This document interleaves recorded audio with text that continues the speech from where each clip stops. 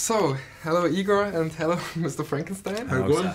At first, let me tell you, I'm a bit of skeptical when I see all those reboots, prequels and origin stories like Victor Frankenstein, but this is an awesome new interpretation of the subject, and especially your acting is really, really fantastic, and I mean really. No, we know. No, thank you, you're very kind. I don't mean that. Okay, but here's the first question. So Frankenstein is a classic novel from Mary Shelley. Mm-hmm. When did you get into contact for the first time with that monster? Was it the book or maybe one of the movies? We were just talking about, like, I haven't read the book and I haven't seen a huge amount of the movies. My first contact with it was with an actual film was probably Young Frankenstein, and then also just it is one of those stories, sort of like Robinson Crusoe or Oliver Twist, that you just kind of know somehow. You just grow up kind of. It is so embedded in our collective consciousness that we sort of all know the story, and kind of without knowing the details. So that was sort of my, I had this sort of very cursory knowledge of Frankenstein before I read this script. Yeah, I think the same for me. I really didn't know where I knew it from, but I knew about the story of Frankenstein. And then when I was in my late teens, I think when I was at drama school, I read the book. And that was it. That's the only thing. I've never seen snippets on TV of movies or stuff like that. But yeah, it's a strange thing how in our minds some stories are, and yet we've never really had real exposure to them. Es ist eine Zeit der Neuerung und des Fortschritts, in der die größten Denker der Welt die Grenze des Möglichen verschieben und eintauchen in das Unvorstellbare. Mein Freund Victor Frankenstein ist einer von ihnen. James, how did you prepare for the role of Victor Frankenstein? We had a great week of rehearsals where it was all about really nailing down the story and nailing down what we wanted to kind of portray as a pair rather than just as individual actors, which is really quite nice to do, because quite often, you can be working with excellent actors, but they've got a different plan necessarily than yours, and being able to sync up our plans was quite great. And then other than that, it was just about trying to pin down what his loss was and what was the area inside him that was empty. I know that sounds all sad and stuff like that, because he's so desperately trying to fill a hole somewhere. It was just really trying to identify what that hole was all about. And Daniel, how did you prepare? Have you been inspired by Bela Lugosi, who played Igor in The Ghost of Frankenstein, maybe? No, I sort of didn't. I'm a terrible kind of impersonator, and I have a habit of, I think, sort of trying to mimic people subconsciously if I see sort of versions of them playing a character that I'm playing. So I didn't really look at anybody else's interpretation, because I didn't want to do anybody else's interpretation.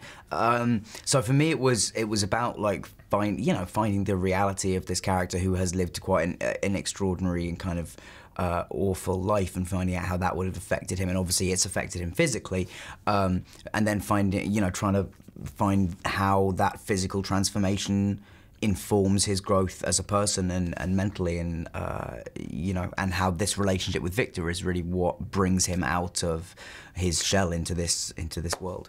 So it's an interesting approach to tell the story of Igor and not only of the monster.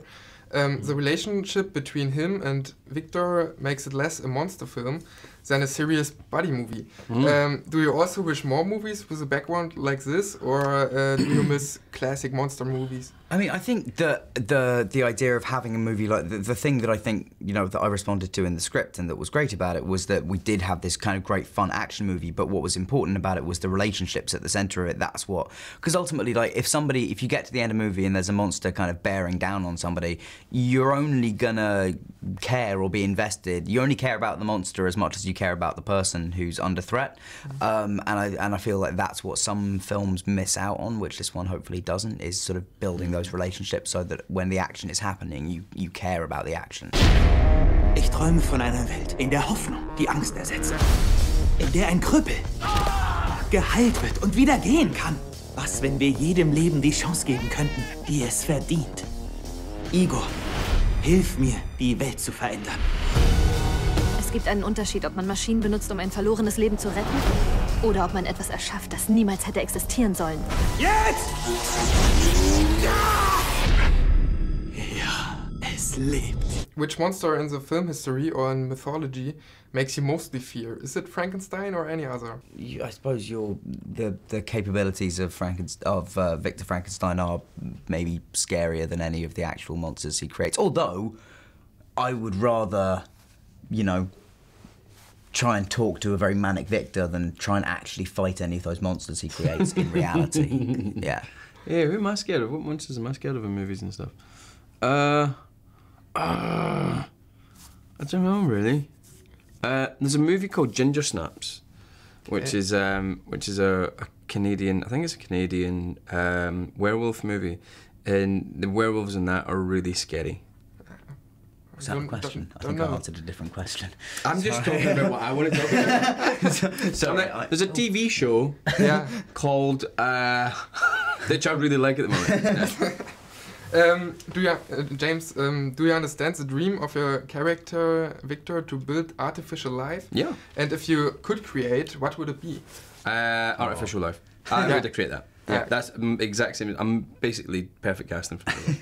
I share all of his hopes and ambitions. You know, he's trying to sort of cure this. He's trying to put an end to this fragile state that we find ourselves in, where we die, and we all die. Yeah. And to him, that's unacceptable. You know, he has lofty ambitions. He sets unrealistic goals for himself, and he wants to put an end to death. And that's something that we're all obsessed with, whether we are conscious of it in the true sense of literally we do not want to die, or whether it's in the kind of extension of that, which is we want to remain young for as long as we're alive. It's the same thing. Victor is a personification of a human obsession, which is this fear of dying. And yeah, he's trying to end that, and I think there's something noble in it, and there's something terrifying and unrealistic about it as well. Seid vorsichtig, Mr. Frankenstein. Das Leben ist eine heilige Schöpfung. Ich träume von einer unsterblichen Armee. 1 Million Mann stark. Victor, ihr habt mir versprochen, es würde einzig ums Leben gehen. Es geht um so viel mehr. Victor Frankenstein is one of the darkest works in your filmographies so far, but you did some funnier things too, like James Fields and Shameless, and Daniel, a Young Doctor's Notebook. 2 amazing series, by the way. Do you prefer any genre? Not really. I mean, everything gives you different challenges and gives you different stuff to play with. But I definitely think like comedy is really fun to do. Like I did Young Doctor's Notebook, and then I did this other thing called Comedy Chicken. Comedy Chicken. James got some chicken, and I think we should do other interviews where you just have like a steak or like a salmon. Yeah. So I think I like it a lot, but I'm not kind of. There's not one genre that I'm like, oh, I want to just do that at all. Yeah, I'm the same really, and I quite like it when something like Victor Frankenstein as well. It mashes up genre, you know what I mean? So it is funny, and it is dramatic, and it is action, and it is horror. And so which of these is it the most? It's none of these the most. It's all of these all the time, and that's something that I like a lot. And like Young Doctor's Notebook as well, it was really funny, but it was also really it had more to it than just comedy as well. Yeah, I think most comedy should have something else to it. So much comedy comes out of like sadness or fear of embarrassment or fear it's kind of good that they go hand in hand. Okay, and the last question. For me, the biggest next thing after Star Wars 7 is virtual reality. It opens lots of new ideas in storytelling and cinematography, not only for video games, but also for filmmaking too. I heard that Ridley Scott is doing a VR movie. What's your opinion about this? Is it able to be a revolution in filmmaking? I think it will be. At some point. Have you tried it yet? Have you done any of it? VR? Yeah. Have you? No, I've not. I had somebody brought a really tiny thing onto set the other day, which was this kind of cool, that you literally plug it into your phone, and it's a set of goggles that you kind of put on, and then you look at your phone in it, and you can look around, and you look round in the phone, and as you turn around, you see what you would be seeing if you were there. It's cool. It's really cool. I don't think it's quite but you can definitely see how if somebody could shoot something with like 16 cameras at one time and then a whole audience of people can just like watch what they want to watch in the scene, there's something great about that. But also, like, as a director, like, that's your job, is like finding the points of the story that you want the audience to focus on. So I think it's a cool idea, but there's a while before we see it fully like integrated in a way that's perfect. Yeah, and also I think that there's a place for it, and I think it will be really, really important in the entertainment, but I wouldn't say it's like film. I don't think it's going to be like a perfect narrative experience. I think we want stories because we want to sit back and we want to hear what's happening in the world, and we want to hear about stories, and we want to see these stories. Whereas what VR for me is going to be like a mix between a game and a film, which is a great idea too, but you're always only going to be yourself, really, unless it gets to like true role play.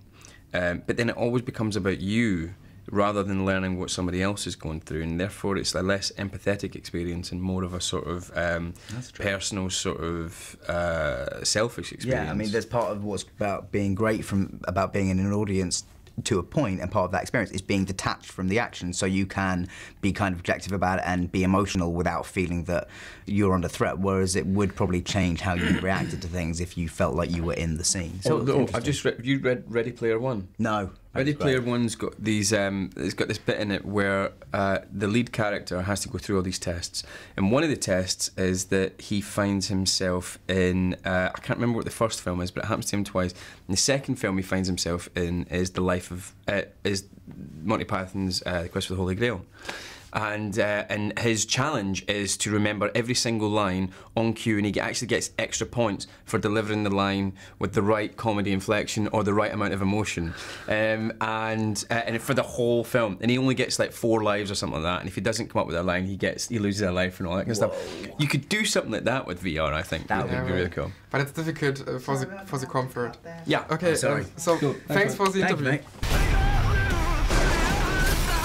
Es war gemeingefährlich!